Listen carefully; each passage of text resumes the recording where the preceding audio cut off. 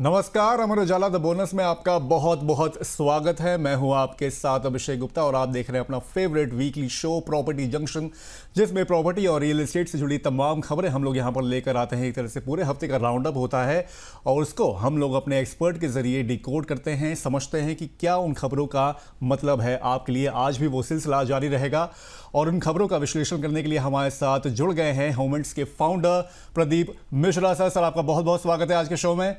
शुक्रिया शुक्रिया अभिषेक जी। चलिए सर, आज से आपसे चर्चा शुरू करते हैं उससे पहले देख लेते हैं कि ऑन द शो में कौन कौन सी खबरें हैं जो कि आज हम लोग इसमें कवर करेंगे। तो सबसे पहले बात होगी जेवर एयरपोर्ट कैसे बनेगा गेम चेंजर।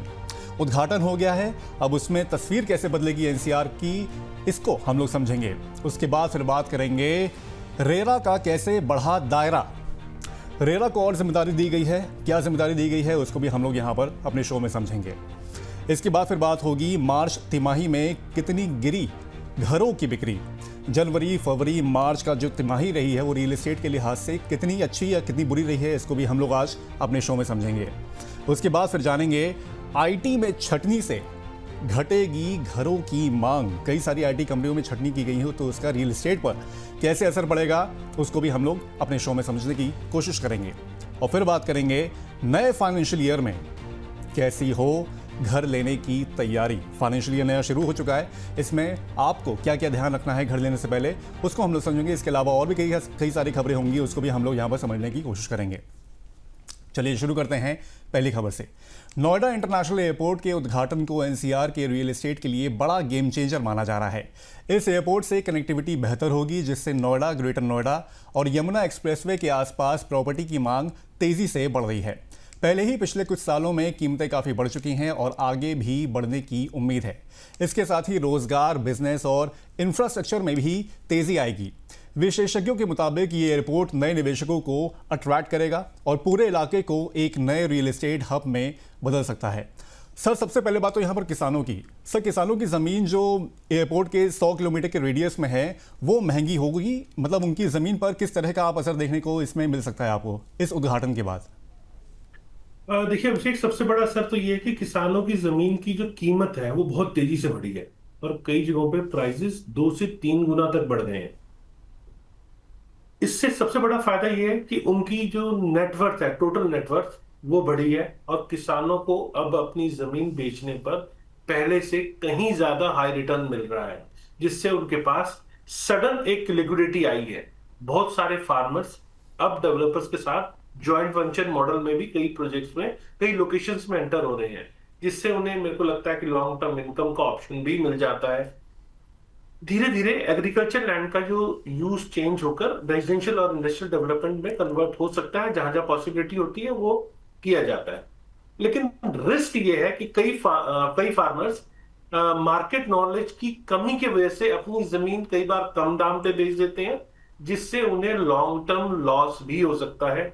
अचानक पैसा आने से कई केसेस में देखा जाता है कि फाइनेंशियल मिसमैनेजमेंट और लाइफस्टाइल इश्यूज देखने को मिलते हैं। फार्मिंग इकोसिस्टम, मेरे को लगता है, धीरे धीरे कम हो रहा है और फार्मर्स को अपनी इनकम सोर्स शिफ्ट करनी पड़ रही है। एग्रीकल्चर से दूसरी तरफ शिफ्ट होना पड़ रहा है। तो लॉन्ग टर्म में ये एरिया किसानों के लिए फार्मिंग से ज्यादा एसेट बेस्ड अर्निंग मॉडल में अब कन्वर्ट होता दिख रहा है। किसानों के लिए सबसे बड़ा वेल्थ क्रिएशन मोमेंट है, लेकिन सही प्लानिंग नहीं हो तो अपॉर्चुनिटी रिस्क में भी बदल सकती है। अपॉर्चुनिटी रिस्क में भी यहाँ पर चीज़ें बदल सकती हैं अगर सही जानकारी, सही मौके यहाँ पर अगर ना मिले तो। सर, लेकिन जैसे कि हम लोग ने अपनी खबर में बताया कि गेम चेंजर के तौर पे इसको देखा जा रहा है। पहला फेज़ उद्घाटन हो चुका है नोएडा एयरपोर्ट का। सर, इसके बाद आप एनसीआर में कैसा गेम चेंजर की आप उम्मीद कर रहे हैं, कैसी संभावना वहाँ पर देख रही है, कैसे गेम चेंज होगा एनसीआर के पूरे रियल एस्टेट का? देखिए अभिषेक, फेज 1 के इनॉग्रेशन के बाद मार्केट में सबसे पहले कॉन्फिडेंस और पॉजिटिव सेंटिमेंट देखने को मिला है। अभी के टाइम पे मार्केट बहुत बड़े तौर पे लार्जली इन्वेस्टर ड्रिवन है, जहां लोग फ्यूचर ग्रोथ को देखकर इन्वेस्टमेंट कर रहे हैं। और यमुना एक्सप्रेसवे और ग्रेटर नोएडा में प्रॉपर्टी प्राइसेस पहले से ही बहुत ज्यादा तेज हो गए हैं और खासकर प्लॉट्स ज्यादा है अथॉरिटी के, तो मैं प्लॉट्स की बात कर रहा हूँ।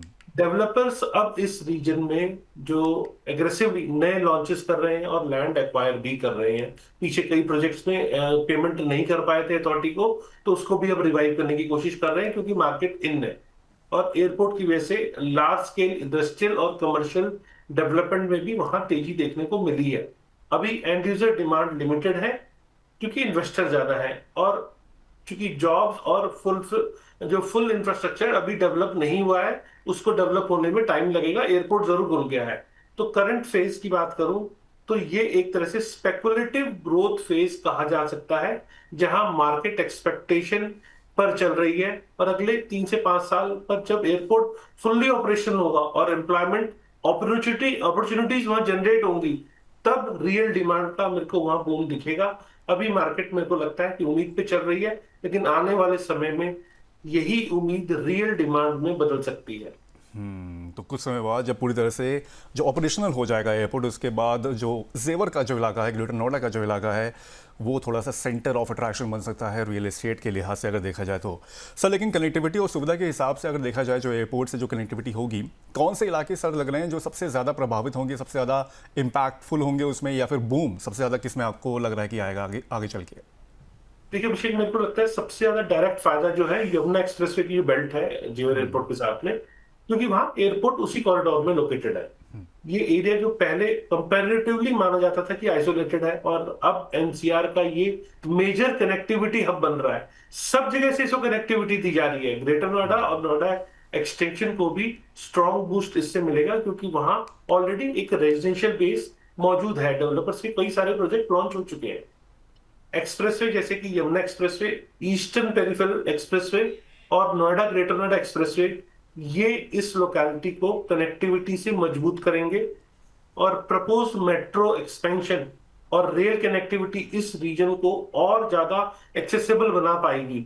जैसा कि आप सब जानते हैं कि आरआरटीएस को भी यहाँ कनेक्ट किया जा रहा है, मेट्रो की लाइंस है यहाँ पर, और नए नए हाईवे से कनेक्ट किया जा रहा है। तो ये एरिया आने वाले टाइम में कनेक्टिविटी वाइज बहुत स्ट्रांग होने वाला है। और फरीदाबाद और साउथ ईस्ट एनसीआर एरियाज का ट्रेवल टाइम भी यहाँ दिख रहा है कि सिग्निफिकेंटली कम हो रहा है। तो दिल्ली आईजीआई एयरपोर्ट का लोड कम होता मुझे नजर आ रहा है, और एनसीआर में चूंकि ड्यूअल एयरपोर्ट सिस्टम हो रहा है और ये डेवलप हो रहा है, तो ओवरऑल ये एयरपोर्ट पूरे एनसीआर को एक इंटीग्रेटेड इकोनॉमिक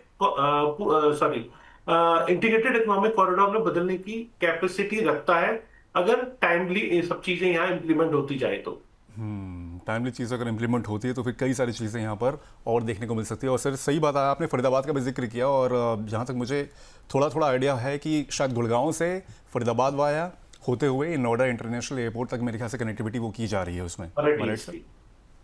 चलिए बढ़ते हैं अगली खबर की ओर। यूपी रेरा ने रियल एस्टेट के नियमों में बदलाव किया है, जो खास तौर पर घर खरीदने वालों के लिए राहत लेकर आया है।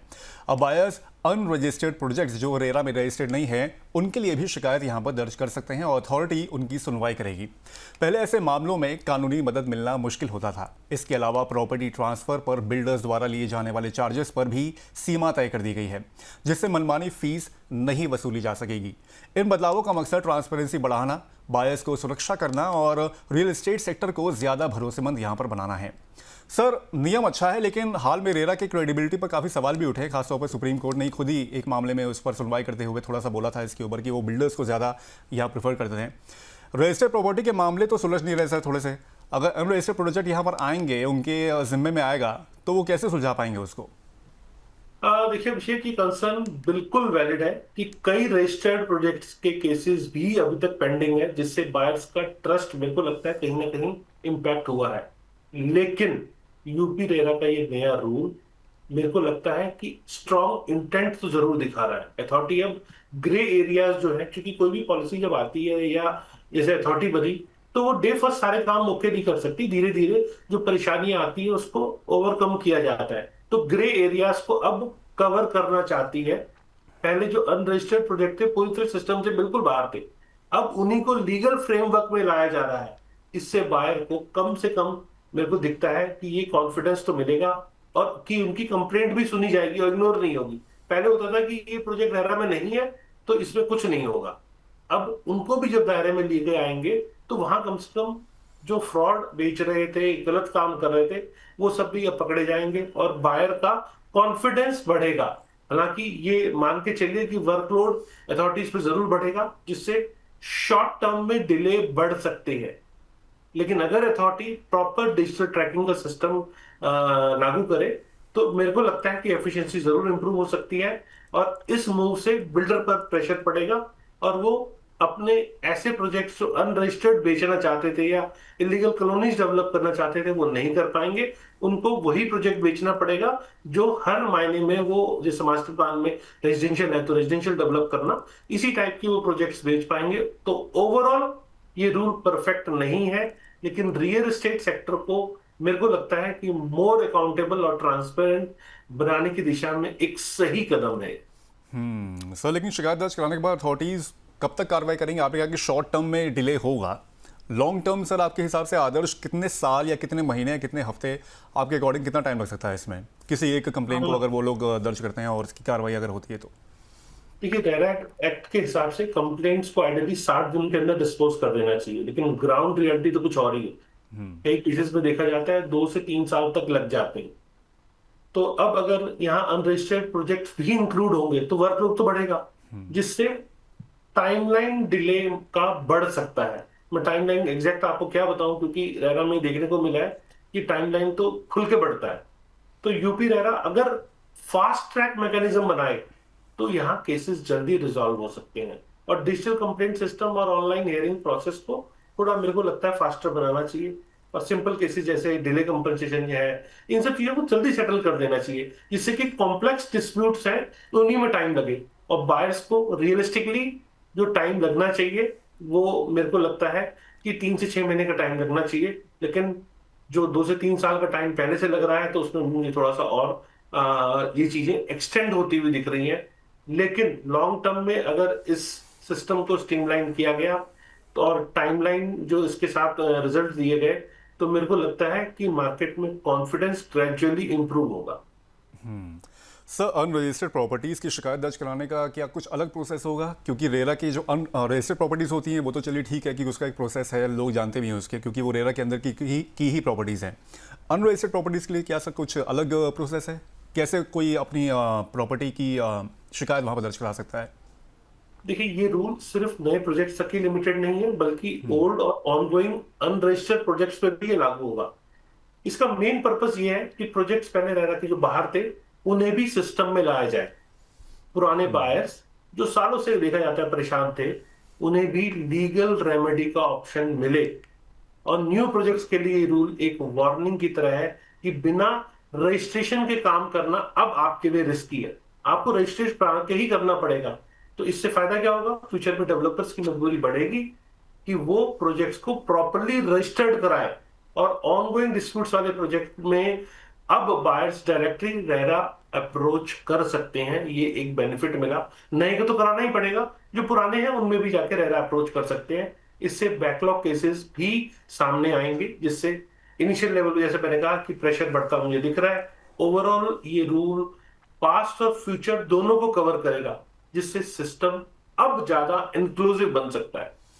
ठीक है, पेंडिंग होंगे, थोड़ी सी देरी होगी, क्योंकि ऑब्वियस सी बात है कि जो पुराने प्रोजेक्ट्स हैं और जो रेरा के प्रोजेक्ट्स हैं वो तो उनकी उम्र हैंड ओवर है ही। अब ये एक्सटर्नल एक एडिशनल जिम्मेदारी जब आएगी तो थोड़ा सा टाइम टेकिंग इसकी वजह से हो सकता है। चलिए आगे देखते हैं कैसा ये पूरी तब्दीली इसमें होती है और कैसे ये फंक्शनिंग करती है आगे चल के।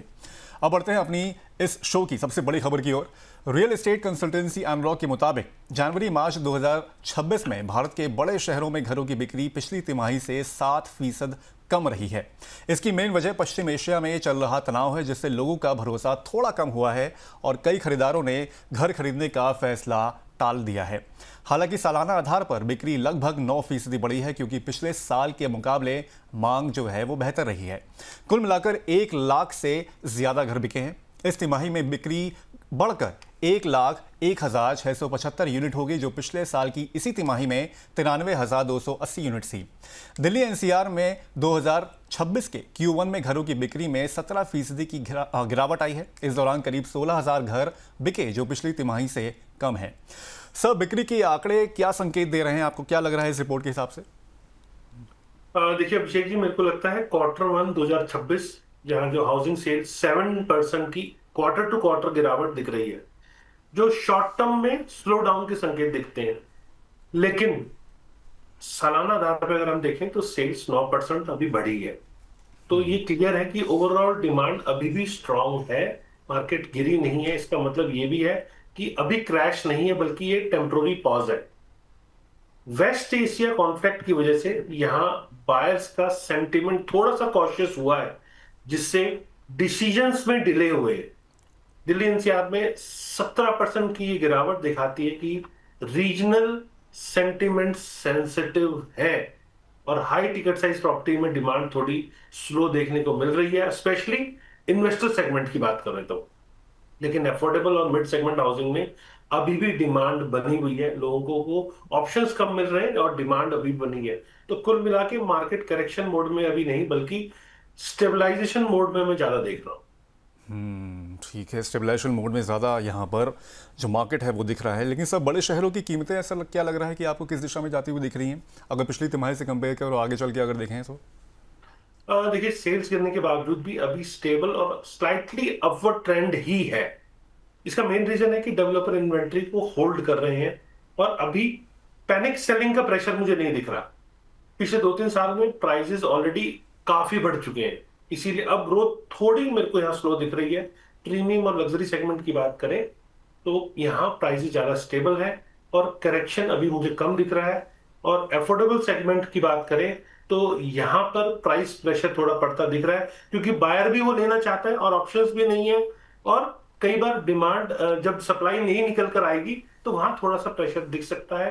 कंस्ट्रक्शन कॉस्ट और लैंड कॉस्ट बढ़ने से प्राइजेस का नीचे आना मुश्किल हो जाता है। तो वो पिछले 4-5 सालों में बहुत बड़ा है, इसीलिए डेवलपर्स का भी नीचे लॉन्च कर पाना थोड़ा सा मुश्किल मुझे दिखता है। डेवलपर और डिमांड सॉफ्ट होने के बावजूद भी मेरे को अभी सप्लाई कंट्रोल दिख रही है, जिससे प्राइस, जब तक सप्लाई कंट्रोल रहेगी तो प्राइसेस के गिरते हुए आंकड़े आपको कम दिखेंगे। और आने वाले 6 से 12 महीने में प्राइस मैं देखूंगा स्लाइटली अपवर्ड की तरफ, जो एप्रिसिएशन की तरफ मूवमेंट हो सकता है। बाकी ये युद्ध कितना लंबा चलता है, इस पे बहुत सारी चीजें डिपेंड करेंगी।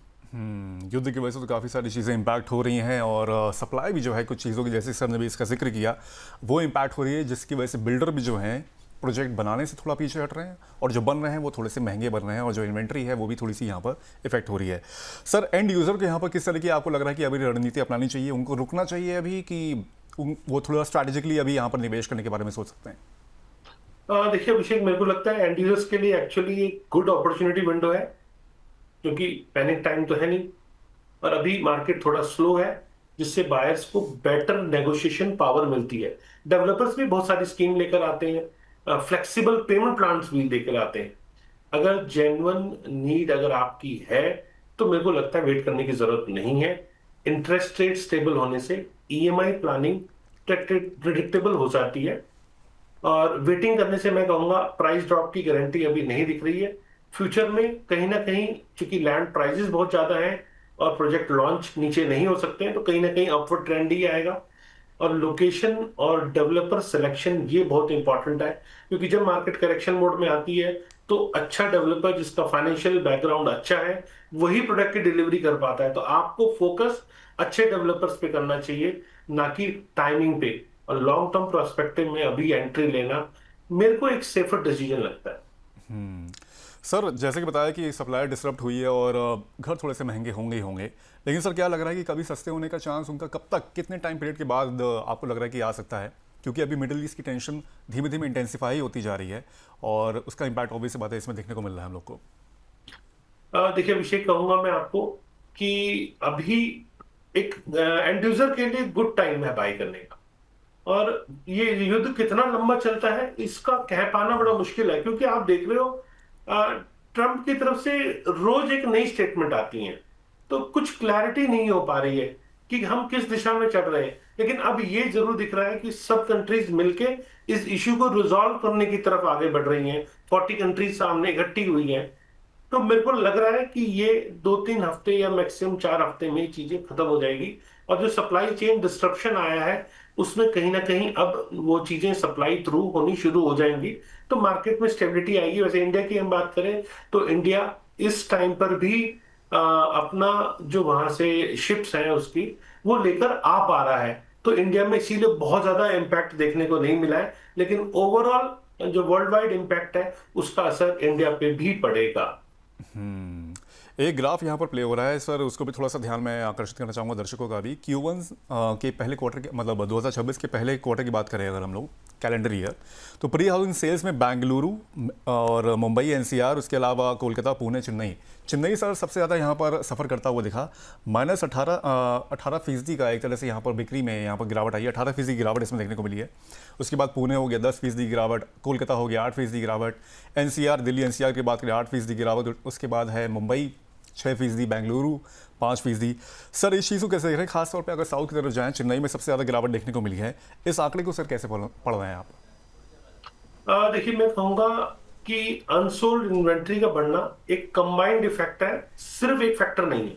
शॉर्ट टर्म में मैक्रो इकोनॉमिक टेंशन जो वेस्ट एशिया कॉन्फ्लिक्ट है, इसने बायर्स के सेंटीमेंट को जरूर इंपैक्ट किया है, और बायर के डिसीजन पोस्टपोन क्यों है यहाँ पे ये सबको पता है, जिससे इन्वेंट्री टेम्पोररी स्टेज पे बढ़ रही है। दूसरी तरफ प्राइसेस भी पिछले समय में काफी बढ़ चुके हैं, ये आपने देखा है 5-6 सालों में कीमतें बहुत बढ़ी हैं, जिससे कहीं ना कहीं अफोर्डेबिलिटी पर असर पड़ा है। तो हाई टिकट साइज प्रॉपर्टी में एब्जॉर्प्शन स्लो है, जिससे इन्वेंट्री बिल्टअप हुआ है, और डेवलपर नए लॉन्चेस भी लगातार कर रहे थे, जिससे सप्लाई साइड भी बढ़ी है। अब आके लॉन्चेस कम हुए, लेकिन पीछे नए लॉन्चेस बहुत सारे हुए। अब लेकिन इन्वेंट्री जो अभी भी इंक्रीज जो है, मैं कहूंगा अलार्मिंग स्टेज पे नहीं है।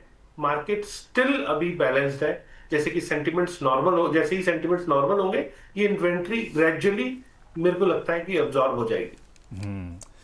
इसके अलावा सर रियल एस्टेट डेटा और एनालिटिक्स प्लेटफॉर्म प्रॉप इक्विटी का भी कहना है कि 18 तिमाहियों में पहली बार भारत के टॉप 9 शहरों में घरों की बिक्री जो है 2026 के Q1 में 1 लाख के आंकड़े के नीचे आ गई है। ये पहली बार सर हुआ है 18 तिमाही में, क्योंकि सप्लाई की कमी से मांग पर असर पड़ा है।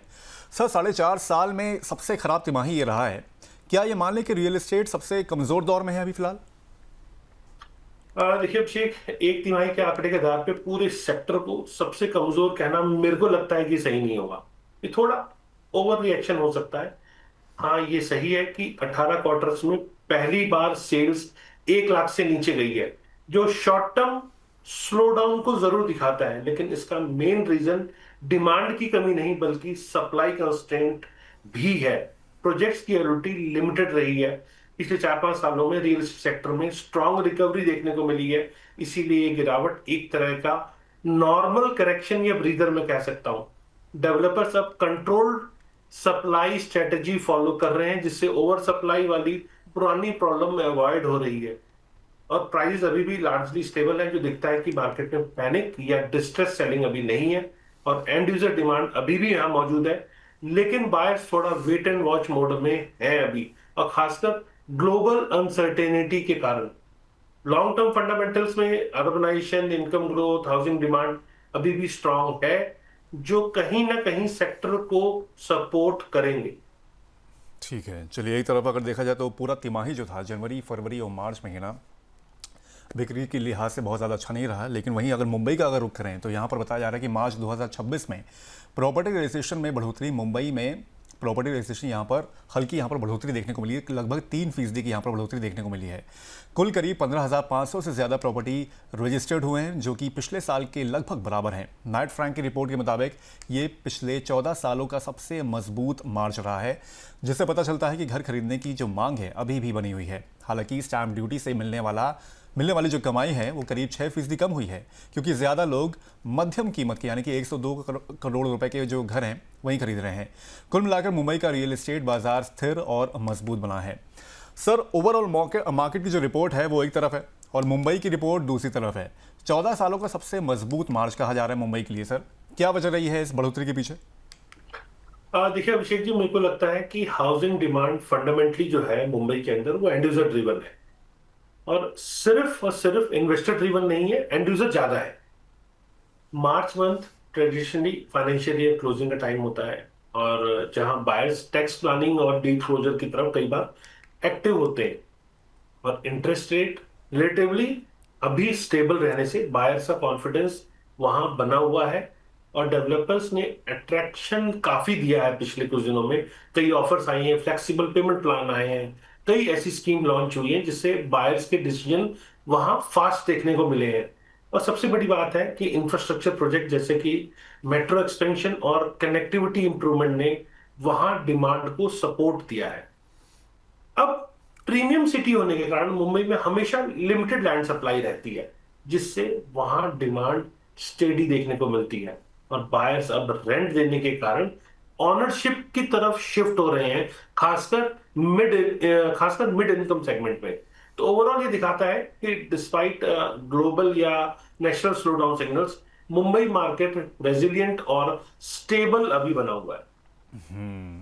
सर मिड सेगमेंट घर में सबसे ज़्यादा घर खरीदे गए हैं, जो कि एक अच्छी खबर भी है, लेकिन उनकी कीमत सर देखें तो 1 से 2 करोड़ रुपए की रही है। क्या ये कीमत सर लग रहा है कि जो मिड सेगमेंट की जो डेफिनेशन होती है उसको जस्टिफाई करती है? देखिए अभिषेक, मुंबई के कंटेक्स्ट में 1-2 करोड़ का सेगमेंट जो है एक्चुअली मिड सेगमेंट कैटेगरी में ही आता है, ये लग्जरी सेगमेंट में नहीं आता। लैंड कॉस्ट मुंबई में बहुत ज्यादा हाई है, और फाइनल प्रॉपर्टी प्राइस या नेचुरली आप देखेंगे कि जो प्राइसेस है उसको पुश करता है। कंस्ट्रक्शन कॉस्ट और कंप्लायंस कॉस्ट भी पिछले कुछ सालों में बहुत बढ़ी है, और लिमिटेड सप्लाई या हाई डिमांड की वजह से प्राइसिंग प्रेशर हमेशा आपको देखने को मिलेगा। इंफ्रास्ट्रक्चर डेवलपमेंट और कनेक्टिविटी इंप्रूवमेंट भी यहाँ प्राइसेस को कहीं ना कहीं जस्टिफाई करती हुई दिखती है।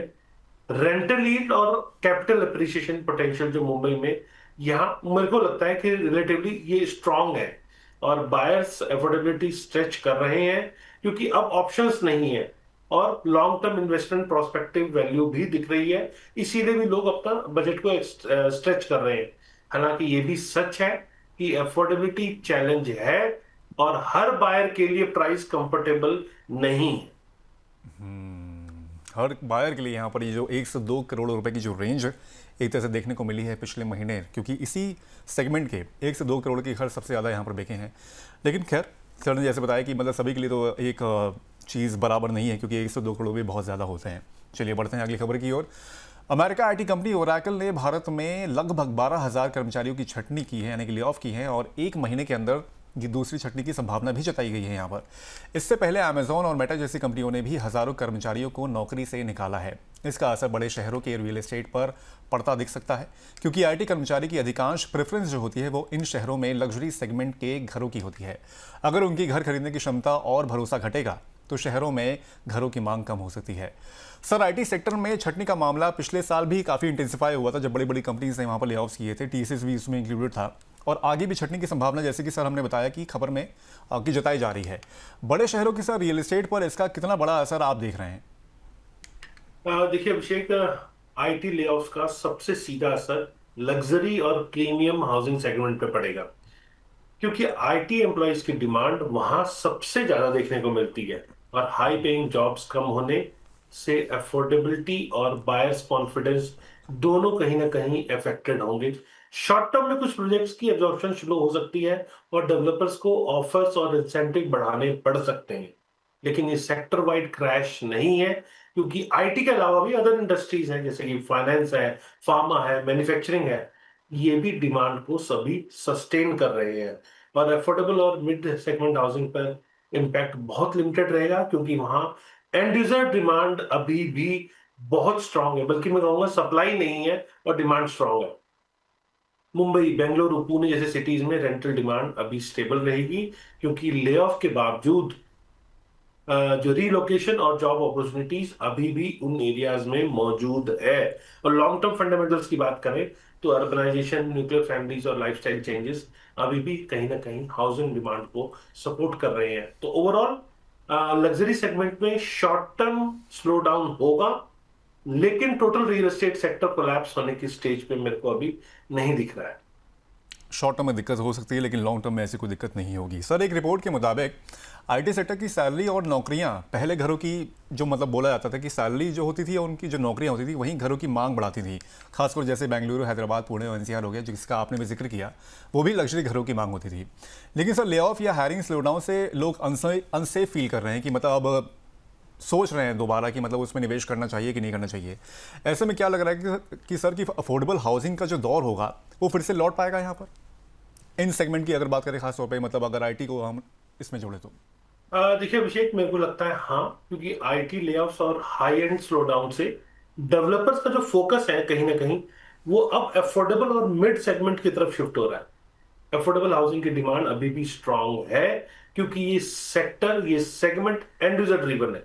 गवर्नमेंट स्कीम्स और सब्सिडीज जैसे पीएम आवास योजना, ये सब भी मिलकर इस सेगमेंट को बूस्ट करती है। ठीक है, कहीं ना कहीं लैंड के प्राइसेस बहुत बढ़ गए हैं और डेवलपर्स को इन्वेंट्री क्लियर करने के लिए मिड इनकम प्रोजेक्ट्स में फ्लेक्सिबल पेमेंट प्लान और डिस्काउंट्स देने पड़ सकते हैं। रेंटल हाउसिंग डिमांड भी बढ़ेगी, क्योंकि कुछ आईटी प्रोफेशनल्स अभी भी सिटीज में रहते हैं, लेकिन बाइंग पावर कम हो गई है उनकी। तो लॉन्ग टर्म में अर्बनाइजेशन और nuclear family culture affordable housing को सस्टेनेबल डिमांड देता रहेगा। मार्केट यहाँ नेचुरली शिफ्ट होगा हाई प्राइस लग्जरी से अफोर्डेबल या मिड सेगमेंट प्रोजेक्ट की तरफ शिफ्ट होता नजर आ रहा है। ये शिफ्ट जो है बेसिकली सेक्टर के लिए पॉजिटिव सिग्नल है, क्योंकि वाइडर पॉपुलेशन को हाउसिंग ऑनरशिप एक्सेसिबल तभी हो पाएगी। अगर हम सिर्फ लग्जरी बनाते रहेंगे तो जो वाइडर पॉपुलेशन है वो घर से नदारद होंगे। तो कहीं ना कहीं पॉजिटिव है, ओवरऑल सेक्टर की ग्रोथ तो रहेगी और आम बायर को भी उनके बजट में घर मिल पाएंगे और अच्छी स्कीम्स के साथ मिल पाएंगे। लेकिन फिलहाल थोड़ा सा यहाँ पर टेंशन देखने को मिल सकता है, लेकिन लॉन्ग टर्म में जैसे कि सर ने बताया था कि बहुत ज़्यादा दिक्कत नहीं होगी। चीज़ें जो जॉब्स के लिहाज से भी अगर देखा जाए तो बहुत स्टेबिलिटी, बहुत ज़्यादा पैनिक होने की अभी सिचुएशन यहाँ पर देखने को नहीं मिल सकती है। सर, अब नया फाइनेंशियल साल भी शुरू हो गया है 1 अप्रैल से, और कई नौकरी पेशा लोगों की जो प्लानिंग होती है वो फाइनेंशियल ईयर के हिसाब से ही चलती है। ऐसे में वो अब इस साल रियल एस्टेट में क्या उम्मीद करें? अगले 1 साल में सर क्या देख रहे हैं कि आप जो आउटलुक रहेगा रियल एस्टेट का वो कैसा रहेगा? देखिए, मैं कहूंगा कि स्टेबलाइजेशन मिलेगी हाउसिंग प्राइसेस के अंदर।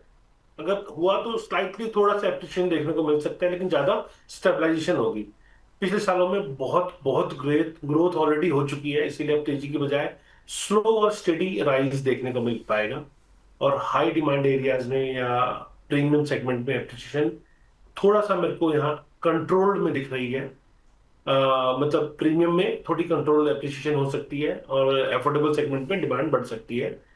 और चूंकि अफोर्डेबल और मिड सेगमेंट में ग्रोथ कंट्रोल रहेगी, तो यहाँ बायर्स की अफोर्डेबिलिटी भी जो है उसमें उन्हें घर मिल पाएगा। इंफ्रास्ट्रक्चर प्रोजेक्ट्स, मेट्रो एक्सपेंशन और कनेक्टिविटी इंप्रूवमेंट प्राइस को कहीं ना कहीं सपोर्ट देते रहेंगे, क्योंकि इंफ्रास्ट्रक्चर डेवलपमेंट तो बहुत हुआ है। इतना इंफ्रास्ट्रक्चर डेवलपमेंट शायद इंडिया ने कभी नहीं देखा था। और इंटरेस्ट रेट और लोन एबिलिटी भी बायर सेंटीमेंट्स को कहीं ना कहीं इन्फ्लुएंस करती नजर आ रही है। डेवलपर्स इन्वेंट्री कंट्रोल पर अभी ध्यान दे रहे हैं, जिससे ओवर सप्लाई मेरे को होती शॉर्ट टर्म में नहीं दिख रही। अगर ज्यादा प्रेशर पड़ेगा तो हो सकती है, लेकिन शॉर्ट टर्म में मेरे को नहीं दिख रही है। और मेरे को अभी प्राइसेस स्टेबल रहते दिख रहे हैं। ओवरऑल जो आउटलुक है वो अभी पॉजिटिव है, लेकिन कॉशियस है। पैनिक या सडन ड्रॉप की अभी संभावना इमीडिएट मुझे नहीं दिख रही है। सर, जो नए खरीदार हैं उनकी क्या प्लानिंग होनी चाहिए इस नए फाइनेंशियल ईयर में, जब वो प्लानिंग कर रहे हो घर लेने की? तो आपके लिए कोई उनके लिए कोई टिप्स है आपकी ओर से कि मतलब ये चीज़ें, ये टिक मार्क्स हैं जो पहले वो करें उसके बाद ही प्लानिंग करें? देखिए, अगर आप नए बायर हैं तो सबसे पहले आपको अपना बजट और ईएमआई कैपेसिटी को क्लियर रखना चाहिए। लोकेशन सिलेक्शन पर फोकस करें, क्योंकि लॉन्ग टर्म वैल्यू आपकी उसी से बनेगी। मिड सेगमेंट और अफोर्डेबल हाउसिंग में ऑप्शंस एक्सप्लोर करना आपके लिए थोड़ा सेफर रह सकता है। पेमेंट प्लान और डेवलपर्स की ऑफर पर ध्यान से अच्छे से समझकर या औरों से कंपेयर करके उस स्टार वाली कंडीशन सारी पढ़ के समझकर तभी आगे बढ़ें। और मार्केट रिपोर्ट्स जो है पास्ट प्राइस ट्रेंड को कहीं ना कहीं एक रिएक्शन डिसीजन लेने में आपको हेल्प दे सकती है। और लोन प्री अप्रूवल हमेशा ध्यान रखिए, लोन प्री अप्रूवल और पेपर वर्क पहले से रेडी रखें, क्योंकि क्विक डील क्लोजर करने में आपको आसानी मिलेगी और कई बार अच्छे रेट्स भी मिल जाते हैं। लॉन्ग टर्म प्रोस्पेक्टिव से प्रॉपर्टी सेलेक्ट करें, शॉर्ट टर्म से ना करें। शॉर्ट टर्म में अप्रिसिएशन को एक्सपेक्ट ना करें, और उसमें कहीं ना कहीं स्पेकुलेशन होता है और स्पेकुलेशन में आप फंस सकते हैं। अगर प्रोजेक्ट अंडर कंस्ट्रक्शन है तो डिलीवरी टाइमलाइंस और लीगल कंप्लायंस को अच्छे से चेक कर लें। डेवलपर्स की फाइनेंशियल कैपेसिटी जरूर चेक कर लें, क्योंकि पुराना ट्रैक आपको बताएगा कि आपको आगे प्रोजेक्ट की डिलीवरी हो पाएगी या नहीं पाएगी। क्योंकि अगर सिस्टम ज्यादा कोलैप्स कर गया डेवलपर का, तो डिलीवरी ना होने के कारण फिर जो पीछे रेरा आने से पहले डिलेज देखने को मिले, वो भी हो सकते हैं। सर कई सारे खरीदार होते हैं जो कि डेवलपर के पास जाते हैं, घर देख लेते हैं, अच्छा लगता है उनको, लेकिन उनको ये नहीं पता होता कि क्या सवाल डेवलपर से पूछने चाहिए। ऐसे कोई सवाल है सर जो कि बहुत ही ज़रूरी हैं, लेकिन खरीदारों के मन में होते हुए भी नहीं पूछ पाते या उनके दिमाग में आते नहीं कभी कभी पूछने से पहले? क्या सवाल होने चाहिए सर जब डेवलपर से वो पूछताछ कर रहे हो किसी प्रॉपर्टी या किसी प्रोजेक्ट को लेके? देखिए अभिषेक, पहले ना लाइसेंस चेक किया था, प्रॉपर्टी के टाइटल को चेक किया जाता था, प्रोजेक्ट की अप्रूवल्स को चेक किया जाता था। लेकिन अब चूंकि रेरा रजिस्ट्रेशन हो गया है, तो रेरा रजिस्ट्रेशन उन सब पे ब्लैंकेट है। तो आपको लाइसेंस डिटेल में बहुत ज्यादा जाने की जरूरत नहीं है। अगर रेरा रजिस्टर्ड प्रोजेक्ट है तो आप ये मान के चलिए कि उसमें सारी अप्रूवल्स को अथॉरिटी ने चेक करके तभी रेरा रजिस्ट्रेशन दिया है। आपको चेक करना है तो क्या करना है? पोजीशन, डेट, कंस्ट्रक्शन की प्रोग्रेस की जानकारी मांग सकते हैं, फ्लोर प्लान, अपार्टमेंट साइज, या आप अगर वास्तु मानते हैं तो वास्तु कंप्लायंट है या नहीं है, ये चेक कीजिए। और डेवलपर का पास्ट ट्रैक रिकॉर्ड क्या है, डिलीवरी हिस्ट्री क्या है उसकी, वो जरूर चेक कीजिए। मेंटेनेंस चार्जेस क्या है, एडिशनल फीस कुछ मांग रहा है डेवलपर तो उसका ब्रेकडाउन क्या है, ये सब चीजें आपको चेक करनी है। और फिर पेमेंट शेड्यूल, और अगर आप बैंक से लोन ले रहे हैं तो ईएमआई के ऑप्शन आपके पास क्या है, ये जरूर चेक कर लीजिए। फिर उस प्रोजेक्ट की एमिनिटीज हैं, सेफ्टी फीचर्स क्या है, ये सब आप जरूर चेक कर लीजिए। जो जो एमिनिटीज हैं पूरी चेक कर लीजिए। और लीगल डॉक्यूमेंट जैसे सेल एग्रीमेंट या टाइटल डीड, जो डेवलपर आपको अब रेरा होने के कारण आप मुझसे मांग सकते हैं बुकिंग के टाइम पर, तो वो सेल एग्रीमेंट या टाइटल से रिलेटेड डीड टाइटल से रिलेटेड जो भी डॉक्यूमेंट्स है, उन सब की आप उनसे डिमांड कर सकते हैं। ये आपके लिए एक एडिशनल सेफ्टी या कवर होगा। ठीक है, तो ये टिक पॉइंट्स हैं जिनको आप ध्यान रखें जब आप डेवलपर के पास जाएं, तो ये सारे सवाल ज़रूर पूछें और ये सारी जो फॉर्मेलिटीज़ हैं, जो डॉक्यूमेंट्स हैं, इनको भी आप ज़रूर चेक करें। चलिए अपने चलते हैं अब आखिरी खबर की ओर। यूपी में रियल एस्टेट को बढ़ावा देने के लिए यूपी रेरा ने 3,212 करोड़ रुपए की 11 नई परियोजनाओं को मंजूरी दी है। ये प्रोजेक्ट 9 जिलों में बनाए जाएंगे, जिसमें नोएडा, गाजियाबाद, लखनऊ और आगरा जैसे शहर शामिल हैं। इनमें करीब 2,900 से ज़्यादा घर, ऑफिस और अन्य यूनिट्स बनेंगी। इसका फ़ायदा ये होगा कि लोगों को घर और निवेश के फ़ायदे, ज़्यादा विकल्प मिलेंगे और साथ ही रोज़गार के अवसर भी बढ़ेंगे। सर, इसे एक आखिरी खबर पर कोई टिप्पणी करना चाहेंगे आप? देखो, मेरे को लगता है कि प्रोजेक्ट की जो ऑफिशियल वेबसाइट है, ज्यादा से ज्यादा प्रोजेक्ट जब उसके अंदर आते हैं तो ज्यादा से ज्यादा बायर सेफ हो पाते हैं। आपको क्या करना है, इनकी ऑफिशियल वेबसाइट पे जाना है और वहां जाके सारी चीजें चेक करनी है। जो डॉक्यूमेंट्स आपको किसी सेल्स पर्सन द्वारा दिखाए जा रहे हैं, वो आप जब ऑफिशियल वेबसाइट पे जाके कंपेयर करते हैं वो सेम पाया जाता है। तो कहीं ना कहीं आप फेक लिस्टिंग से बच सकते हैं। गूगल मैप या सैटेलाइट व्यू से लोकेशन और कनेक्टिविटी जरूर आप चेक कर लीजिए, क्योंकि कई बार लिखा होता है 5 मिनट्स, वो एक्चुअल में 5 मिनट्स नहीं होते, वो बहुत सारे किलोमीटर्स होते हैं और वो ब्राउजर के टाइम्स या किलोमीटर होते हैं। तो ब्राउजर के टाइम और किलोमीटर डिफरेंट होते हैं, ये आपको समझना पड़ेगा। प्रॉपर्टी प्राइस ट्रेंड और हिस्टोरिकल ट्रांजैक्शन का जो सिस्टम है वो जरूर आप ऑनलाइन चेक कर लीजिए। फ्लोर प्लान्स, लेआउट और एमिनिटीज की ऑथेंटिक इमेजेस को चेक कर लीजिए। बायर के रिव्यू चेक कर लीजिए। ऑनलाइन आपको बहुत सारी चीजें मिल जाती हैं। रेटिंग ऑनलाइन है यानी इसकी कैसी है वो सब चेक कर लीजिए, जिससे आपको रियल एक्सपीरियंस जानने का मौका मिलेगा। और लोन एलिजिबिलिटी और ईएमआई कैलकुलेटर टूल को भी आप चेक कर सकते हैं। इससे आपको पता लग जाएगा आपके घर से हर महीने कितना जाएगा। और नियर बाय इंफ्रास्ट्रक्चर चेक कर लीजिए। जब आप घर ले रहे हैं तो आपको स्कूल, हॉस्पिटल, मेट्रो, मार्केट कितनी दूरी पर है।